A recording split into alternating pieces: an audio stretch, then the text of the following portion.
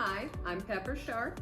And I'm Melina Michelle. And this is Bat for Sashes.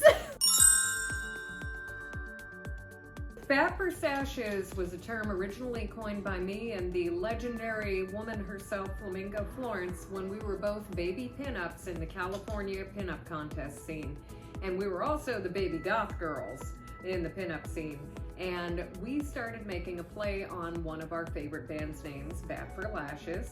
So every time before we hit a stage or before one of us would be going to a contest and we'd text each other, or we'd look at each other and go, Bat for Sashes, right before we hit the stage. It was our battle cry, it was our confidence. And while this is lovely, this goes a lot farther and lasts a lot longer. So we're here to help you get the confidence to walk that stage, whether it's your first time or your 50th time, and discover a sisterhood you never even knew you had but has been waiting here for you the whole time.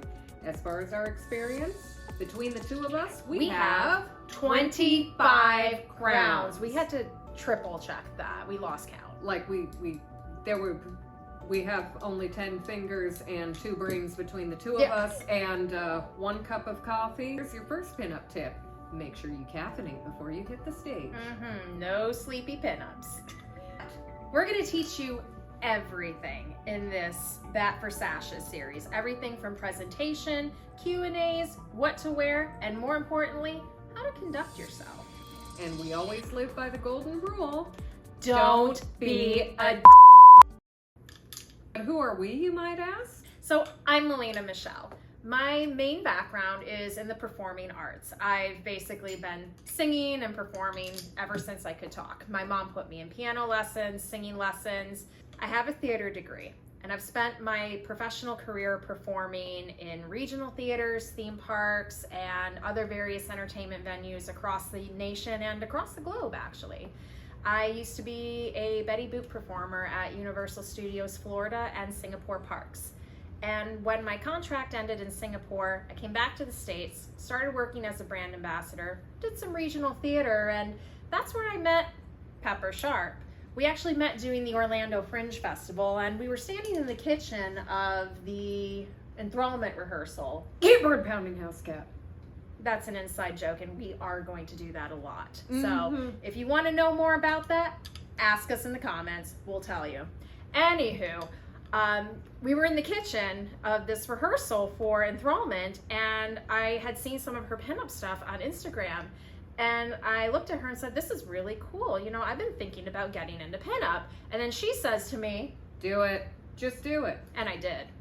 So the rest is pretty much history. I did my first contest, I think, a year later over in Tampa, and I made the top 6 in my first go around, which was great.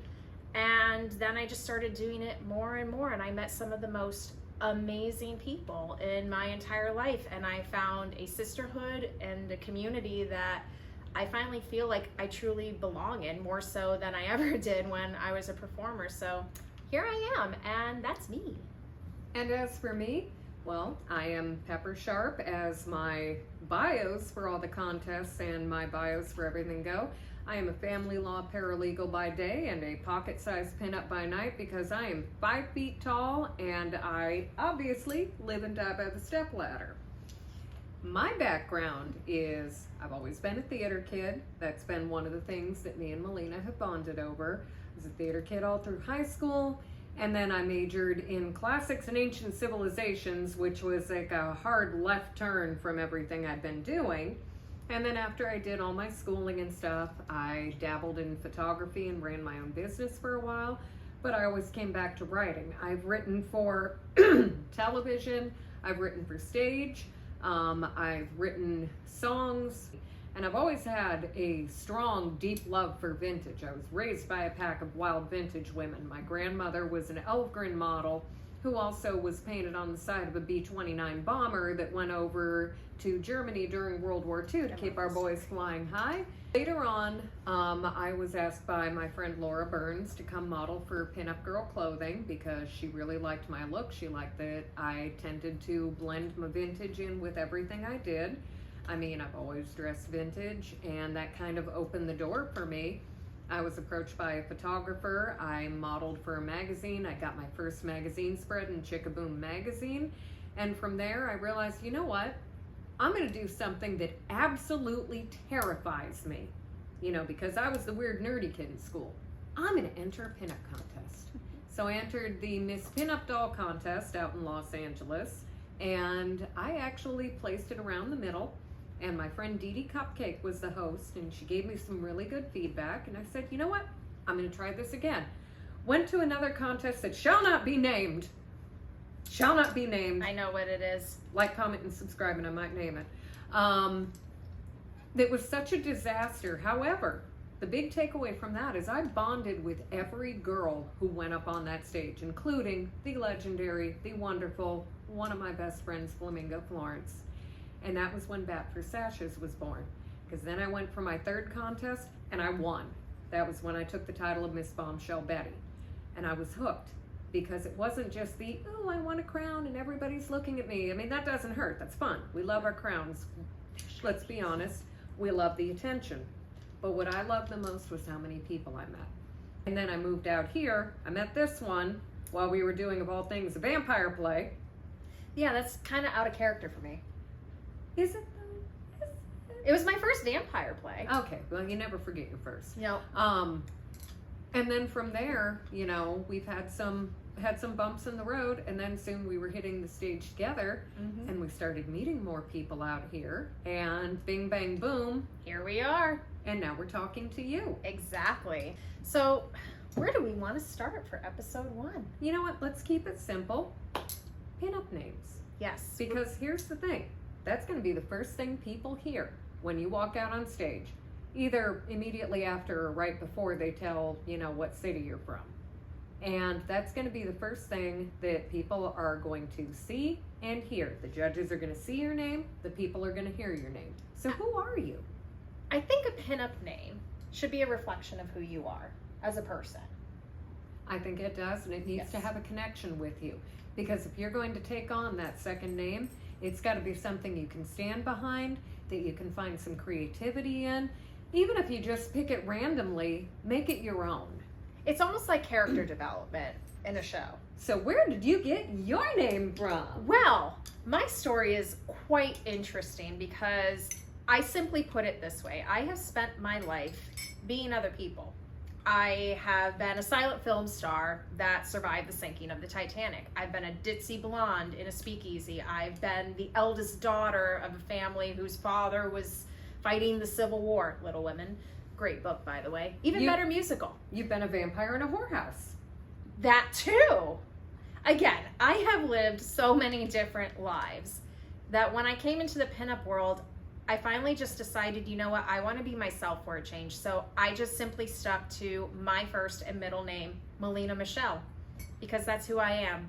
Just a nerdy, vintage girl that has so many interesting things to say. And my pinup name, Pepper Sharpe, came from, weirdly enough, my background as a sideshow performer. I used to perform under the name Delphi Sharpe. Because I had an affinity for sharp objects. Yes, I was a human bulletin board, a human dartboard, and a human pincushion. Yay, disabilities that leave you with no feeling in most of your body. And we stand disabled pinups in this house. So when it came time that I needed to have a name, I was sitting there talking to my husband. I'm like, I can't use my real name because I work in law, and I'd like to kind of keep a little bit of a division between the two. I mean, my bosses know now. They friggin' love it. But I decided to go for my first name, a nickname that my husband had for me, because we had a running joke when we first met. One of his pictures when I met him was of him in an Iron Man outfit. And I just said, I'm going to shoot my shot.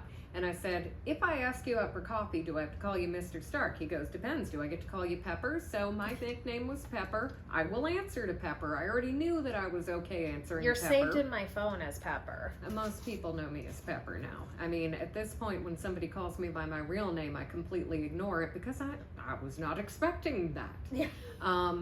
So Pepper Sharpe, which is a good reflection because obviously, you know, I'm fire crotch. I figured it worked because I'm a redhead, I'm a little bit spicy, I'm a little bit tiny, I'm a little bit of a spitfire, and Pepper Sharpe just seems to be sweet and to the point. So what's the takeaway from all of this? Make sure that you have a connection to your pinup name, that it is a reflection of who you are as a person. Make sure that it's a name that you can take pride in and feel comfortable with, that you are able to stand behind and answer to. And remember, you are going to a lot of family-friendly events, like these car shows. There's going to be a lot of kids around.